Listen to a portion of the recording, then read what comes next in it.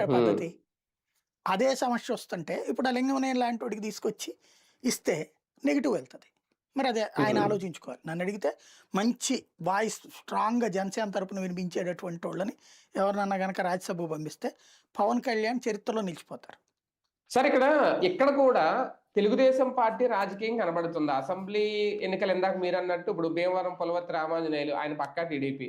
ఆయన జనసేనలో చేర్చి జనసేన కోటాలు ఇచ్చినట్టు సీట్ ఇచ్చారు. అలాగే అనపర్తి ఎమ్మెల్యే 40 బీజేపీలో చేర్చి బీజేపీ కోటాలు ఇచ్చినట్టు ఇచ్చారు. అంటే ఓకే. అయ్యంటే ఓకే ఎన్నికలు కాబట్టి.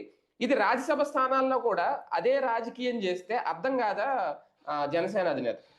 ఎందుకు అర్థం కాదు? ఆయనకి తెలియకుండా జరిగిద్దా ఏదైనా? అమాయకత్వం కాపోతే? హ్మ్. ఆయనకి తెలిసినే అవంటే జరిగింది కదా! ప్రజల చేత ఎన్నుకోబడే ఎన్నికలు కాబట్టి ఓకే. అది గెలిపోవటం ఇక్కడ డైరెక్ట్‌గా నేరుగా ఇచ్చే సీట్లు కదా ఇవి. అదే అనేది ఇక్కడ కూడా ఆ రాజకీయం ఎమ్మెల్సీలు, ఎందుకు?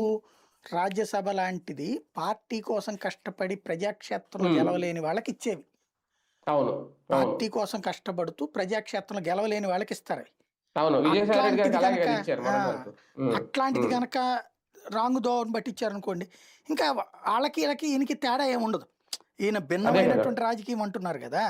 హ్మ్. హ్మ్. అది ఇదేనేమో భిన్నం అంటే. భిన్న రాజకీయం అవ్వదు. రెండోదేంటి అంటే, ఇక పూర్తిగా హ్మ్. తెలుగుదేశం తరపున ఈయన బి టీమ్‌గా పనిచేస్తున్నాడనేటువంటి ఫీలింగ్ జనంలోకెళ్ళిపోతుంది. ఏదో అప్పుడప్పుడు మాట్లాడే మాటలు ప్రజలకి ఏదో డైవర్ట్ చేయడానికి అన్నటువంటి కాన్సెప్ట్ ఎళ్ళిపోతుంది.